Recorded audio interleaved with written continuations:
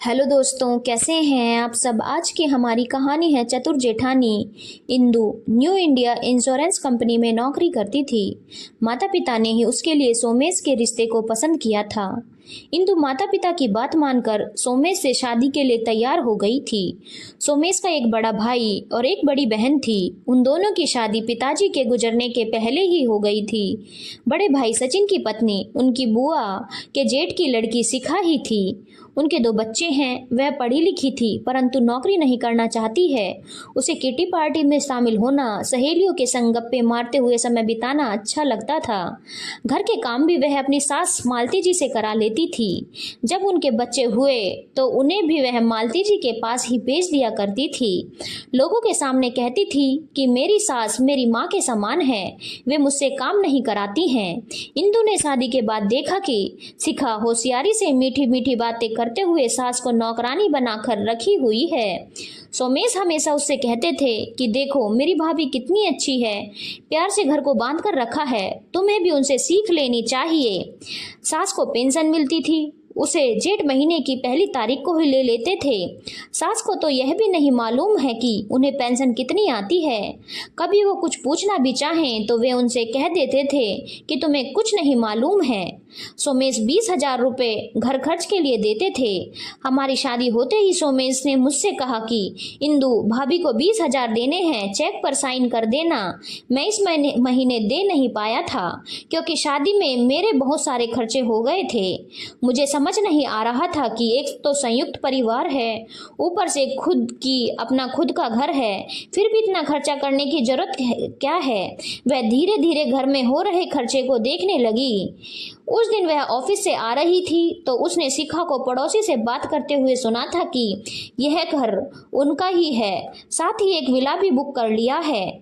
जब तक साथ रहते हैं तभी सब खरीद लेना चाहिए, वरना एक अकेले से क्या हो सकता है। अपनी जेठानी की बातें सुनकर इंदु को लगा कि अभी से ही आंखें नहीं खोली तो बाद में रोने से कोई फायदा नहीं होगा। सोमेश तो भाई भाभी का दीवाना है, आंखें बंद करके उन पर विश्वास करता है।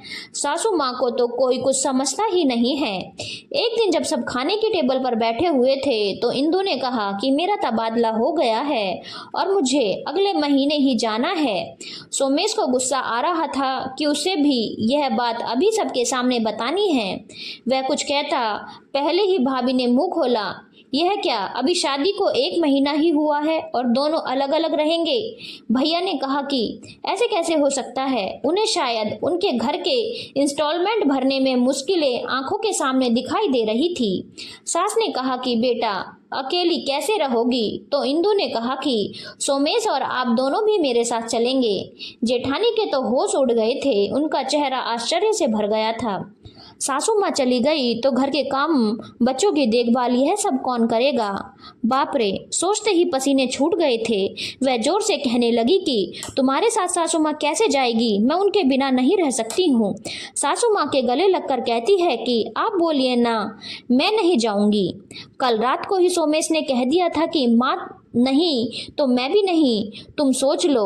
वह बात याद आते ही इंदु ने कहा कि भाभी आज मेरे साथ अपने माँ को नहीं भेजा तो उनके अंत समय तक आप ही उन्हें अपने पास रखकर उनकी देखभाल करेंगी। यह क्या बात हुई, कहते हुए जेठानी ने दिमाग के घोड़े दौड़ाए और भविष्य को अभी ही आंखों के सामने देखते हुए कहा कि जब तुम ले जाना चाहती हो तो ले जाओ, मैं कौन हूँ तुम्हें रोकने वाली। बच्चों की बात भी सुनी नहीं थी कि दादी के बिना हम कैसे रहेंगे। मालती से तो किसी ने पूछा भी नहीं था कि तुम्हें कहाँ रहना है। इंदु ने कहा कि माँ आप अपनी पैकिंग शुरू कर लीजिए, मैं भी मदद कर देती हूँ। सचिन ने पूछा कि कब निकलना चाहती हो, तो इंदु ने कहा कि 2 दिन बाद ही निकल जाएंगे। मालती ने धीरे से कहा कि अगले हफ्ते निकलेंगे क्या। इंदु ने कहा नहीं माँ, मुझे सोमवार को ही ज्वाइन करना है। मालती जी जाने के 1 दिन पहले खूब रोई। वह इंदु को ठीक से जानती नहीं थी। शिखा को तो वो बचपन से जानती थी। वह ननद के जेठ की बेटी थी, यही घर के सारे काम करा लेती है। एक दिन उसने नहीं कहा कि आप बैठ जाओ, मैं काम कर देती हूँ। इंदु तो नौकरी भी करती है, फिर नहीं मालूम वह कैसा व्यवहार करेगी। इंदु और सोमेश के साथ मिलकर वह वहां पहुंच गई जहां इंदु का तबादला हुआ था। इंदु पहले एक बार यहाँ आ चुकी थी। उस समय ही 2 कमरे का घर लेकर पूरा सामान रखवा दिए थे। वे लोग जैसे ही अंदर गए तो घर सजा हुआ था। इंदु मालती का हाथ पकड़कर उन्हें घर दिखाती है। पूजा के कमरे को देखते ही मालती जी का चेहरा खिल गया था। एक कमरे में ले जाकर कहती है, माँ यह आपका कमरा है जो सजा हुआ था। माँ आप थक गई होंगी, सो जाइए, कल बात करेंगे। कहते हुए कमरे से बाहर आ गई। सोमेश 2 दिन से मुंह फुलाकर इंदु से बात नहीं कर रहा था। मालती नहा धोकर बाहर आई तो देखा कि इंदु ने पूजा कर लिया था। खीर बनाकर लाई और मालती जी से कहा कि माँ भगवान को भोग लगा दीजिए ना। उसने कहा कि माँ मैंने खाना बना दिया है, मुझे जैसा आता है वैसा बना दिया है। शाम को हम बाहर खाने जाएंगे, आप तैयार रहिएगा। कहते हुए ऑफिस चली गई थी। इंदु शाम को घर आई और सासू माँ तथा पति को तैयार देखते ही जल्दी से खुद भी तैयार होकर आई। होटल में पहले से ही किए गए होटल में जहाँ पर तीनों ही बैठ गए थे। मालती जी को यह सब नया नया लग रहा था। जब से शादी करके आई है कभी भी इस तरह से बिना काम किए बैठी नहीं है और ना ही होटल आई है। अभी वह पूरी तरह से पुरानी बातों में खोई नहीं थी कि उसने देखा सामने वेटर केक लेकर आ रहा था। उसने सोचा कि वे लोग कितने ही खुशनसीब होते हैं जिनके परिवार वाले उनका जन्मदिन को केक काट कर मनाते हैं। पिताजी उसे बहुत प्यार करते थे, अकेली संतान थी और पिता के पास बहुत सारा पैसा भी था, इसीलिए मेरे जन्मदिन पर पूरे गांव को न्योता दिया जाता था। शादी के बाद किसी ने भी मेरे जन्मदिन को याद नहीं किया था, यहाँ तक कि बच्चों को भी मुझे जन्मदिन की बधाई देना याद नहीं रहता था। मालती जी की आंखें भर आई और धुंधला नजर आने लगा और वह वेटर इनकी टेबल पर ही केक रखकर चला गया था। इंदु उठकर आई और केक मालती के सामने रख कर कहा, जन्मदिन की बहुत बधाई हो माँ। सोमेश चकित होकर देखने लगा। मालती जी ने कहा कि तुम्हें कैसे पता चला कि आज मेरा जन्मदिन है? उसने कहा कि आपको याद है एक दिन दीदी ने स्टोर में जगह नहीं हुआ है कहते हुए आपका सामान आंगन में रख दिया था। उनके जाने के बाद मैंने उठाकर अपने कमरे में रख लिया था। उन सामानों से ही मुझे आपकी डायरी मिली थी। सोमेश ने सोचा कि माँ की डायरी भी लिखती है, हमें तो पता भी नहीं है। मालती ने इंदु को गले लगाया और उसके माथे को चूमते हुए कहा कि तुम्हें देख मेरे पिताजी की याद आ गई। बेटा, मेरे बेटों ने कभी मेरा जन्मदिन नहीं मनाया।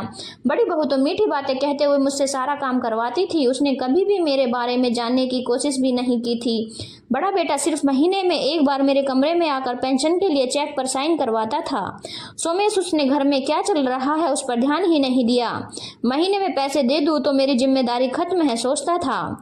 सोमेश इन सारी बातों को सुनकर चकित रह गया। उसके लिए माँ के मुंह से सुनने के बाद उसे लगा था कि वह माँ खुश नहीं थी बल्कि मजबूरी में रहती थी। इंदु ने सारी परिस्थिति पर ध्यान दिया और माँ को लेकर आई।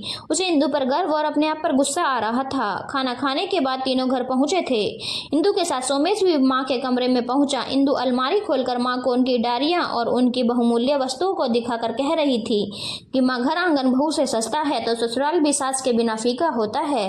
आप यहाँ आराम से रहिए, आपको जो अच्छा लगता है वही कीजिए, यहाँ आपको कोई रोक टोक नहीं रहेगा। सोमेश प्रशंसा भरी आंखों से इंदु को देख रहा था और मालती इंदु की बलैया ले रही थी। धन्यवाद दोस्तों। अगर आपको कहानी अच्छी लगी हो तो चैनल को लाइक, शेयर और सब्सक्राइब करना ना भूलें।